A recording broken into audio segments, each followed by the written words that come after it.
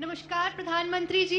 नमस्कार। मैं पवित्रा राव केंद्रीय विद्यालय सेक्टर 8 रामकृष्णपुरम नई दिल्ली में 12वीं कक्षा की हूँ।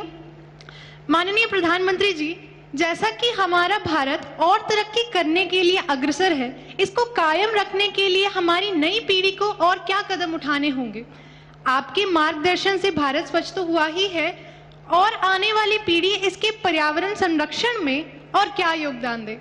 कृपया मार्गदर्शन करें। धन्यवाद सर। थैंक यू पवित्रा। मान्यवर, नई दिल्ली से 11वीं कक्षा के छात्र चैतन्य लेले अपने मन में उठने वाले इसी प्रकार के एक अन्य प्रश्न का समाधान चाहते हैं। चैतन्य, कृपया अपना प्रश्न पूछिए। प्रणाम माननीय प्रधानमंत्री जी, मेरा नाम चैतन्य है। मैं कक्षा 11वीं का डीएवी विद्यालय का छात्र हूँ। मेरा आपसे प्रश्न यह है कि हम अपने पर्यावरण को स्वच्छ और बेहतर कैसे बना सकते हैं? धन्यवाद। धन्यवाद चैतन्य। Honorable Prime Minister Sir, the youth of India, just like Pavitra and Chaitanya, want to breathe in a clean and green India, a dream close to your heart. We all wish to know how to keep India and our environment pristine and perfect in every sense of the word. We all look forward to your guidance, sir. वैसे ये परीक्षा पे चर्चा से जुड़ा विषय तो नहीं है, लेकिन जैसे परीक्षा के लिए अच्छा एनवायरनमेंट चाहिए, वैसे पृथ्वी को भी एक अच्छे एनवायरनमेंट की जरूरत होती है। और हम लोग तो पृथ्वी को मां मानने वाले लोग हैं।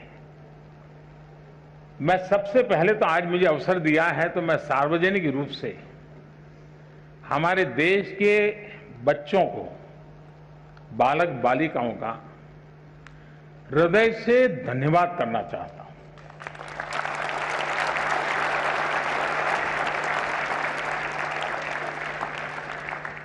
और मैं अनुभव करता हूं कि मैं प्रधानमंत्री बनने के बाद पहली बार जब 15 अगस्त को लाल किले से भाषण कर रहा था, तो मेरे भाषण के बाद ज्यादातर लोगों ने सवालिया निशान लगा डाले थे कि ठीक है, मोदी जी ने कह तो दिया, लेकिन हो सकता है क्या? और उस समय मैंने स्वच्छता की बात कही थी। थोड़ा ये भी अचरज था कि देश का प्रधानमंत्री, ये तो जगह ऐसी है कि वहां स्पेस की बात करनी चाहिए, विदेश नीति की बात करनी चाहिए, सैन्य शक्ति की बात करनी चाहिए। ये आदमी कैसा है, स्वच्छता की बात कर रहा है? कईयों को आश्चर्य हुआ था। लेकिन जो भी आशंकाएं व्यक्त की गई थी, उन सबको गलत सिद्ध करने का काम अगर किसी ने किया हो, या स्वच्छता के मेरे भावना को 4 चांद लगाने का अगर किसी ने काम किया हो, तो वो मेरे देश के बालक बालिकाओं ने किया है।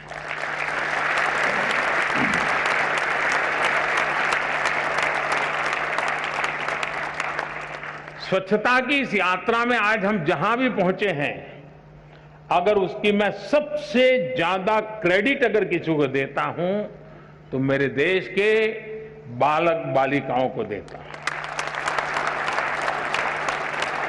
मैंने ऐसे सैकड़ों प्रसंग सुने हैं जहां 5-5, 6-6 साल के बच्चों ने अपने दादा दादी, नाना नानी को टोका है दिन में 10 बार कि इधर मत डालो, मोदी जी ने मना किया है, इधर मत फेंको, मोदी जी को अच्छा नहीं लगेगा। ये बहुत बड़ी ताकत है। और आप शायद उसी पीढ़ी के होने के कारण आपने भी उसी भावना के साथ सवाल पूछा है। मैं आपके सवाल का स्वागत करता हूं। ये बात सही है कि आज पूरा विश्व ग्लोबल वार्मिंग के कारण, एनवायरनमेंट के कारण बहुत परेशान है।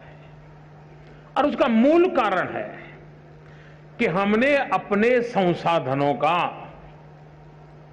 मिसयूज किया है। हमारे पास परमात्मा ने जो व्यवस्थाएं दी हैं उसको हमने बर्बाद कर दिया है। अब हमारा दायित्व है, अगर आज मैं पानी पी रहा हूं या मेरा भाग्य में पानी है, आज अगर मैं कहीं नदी देख पा रहा हूं, आज अगर मैं किसी पेड़ की छाया में खड़ा हूं, तो उसमें मेरा कोई कंट्रीब्यूशन नहीं है, ये मेरे पूर्वजों ने मेरे लिए छोड़ा हुआ है।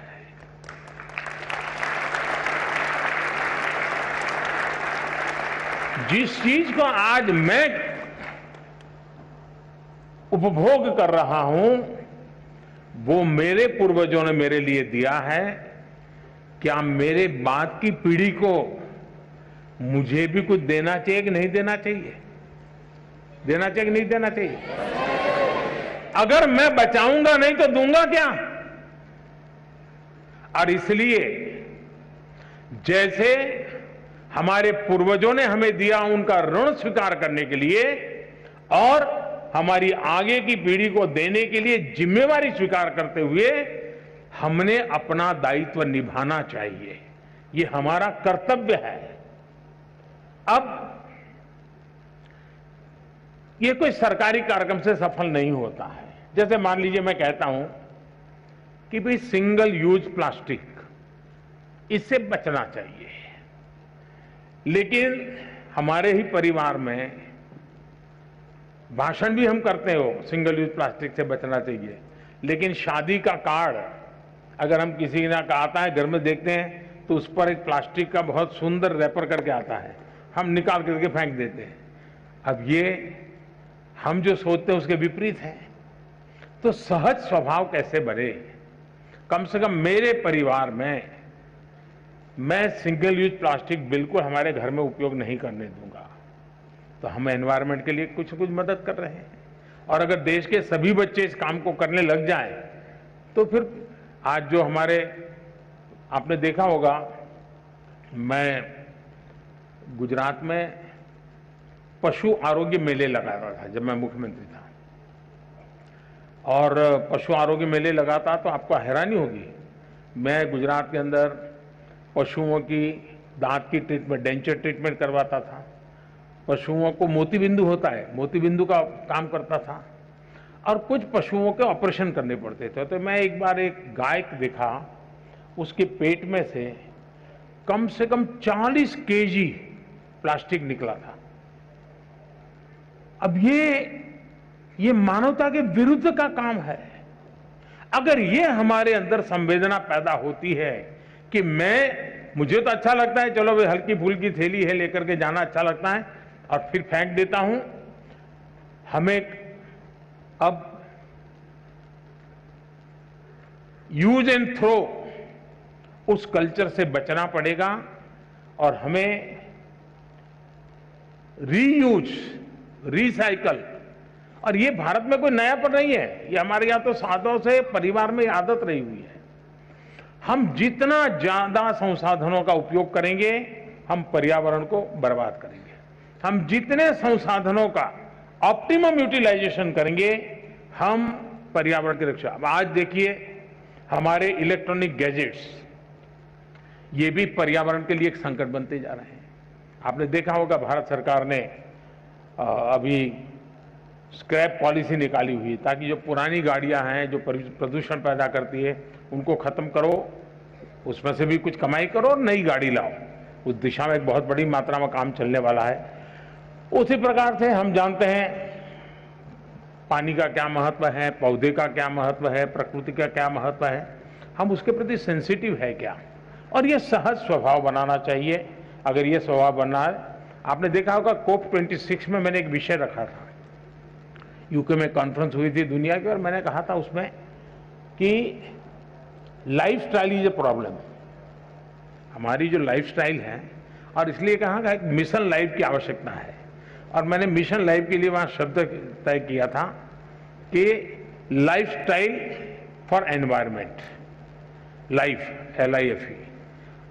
मैं समझता हूं कि हम भी अपने जीवन में, बहुत छोटी आयु है, 4 मंजिला मकान है और हम भी लिफ्ट में जाते हैं, अरे हम कोशिश करें, हम चढ़ जाएंगे, क्या है, तो हमारा हेल्थ भी को भी फायदा होगा, हम एनवायरनमेंट को मदद करेंगे। छोटी छोटी चीजें हम अपने जीवन में लाएंगे। और इसलिए मैंने कहा था कि हमें दुनिया में P3 मूवमेंट चलाने की जरूरत है, pro planet people, pro planet people. ये P3 मूवमेंट, उससे से ज्यादा लोग जुड़े और कॉन्शियस रहकर के इसको प्रयास करेंगे तो मैं समझता हूं कि हम चीजों को लाभ करेंगे। दूसरा,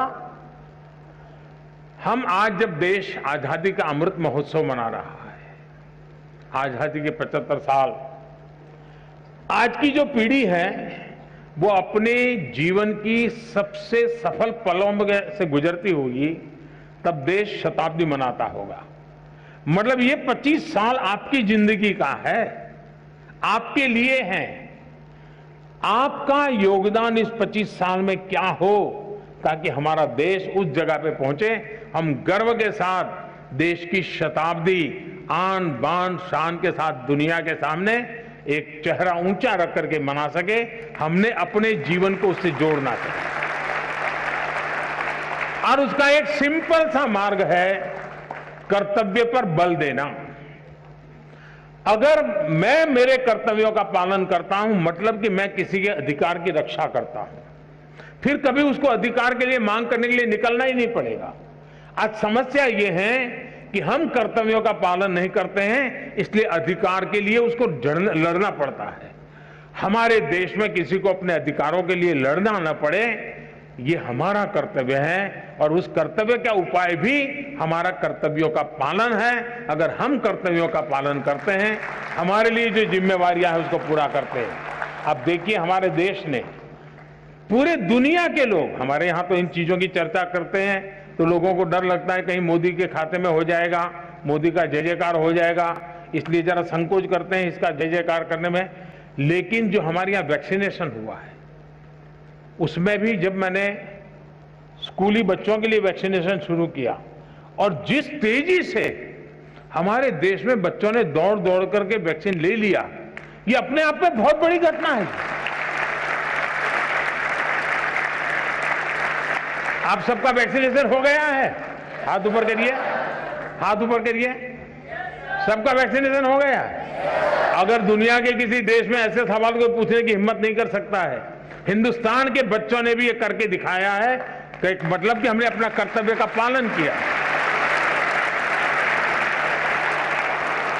ये कर्तव्य का पालन भारत की आन बान शान बढ़ाने का कारण बन गया है। उसी प्रकार से हमारे देश को आगे बढ़ाना हो, प्रकृति की रक्षा करनी हो, पर्यावरण की रक्षा करनी हो, तो मुझे पक्का विश्वास है कि हम अपने कर्तव्य को सजगता रूप अगर लगाएंगे, काम करेंगे, तो हम इच्छित परिणाम प्राप्त कर सकते हैं।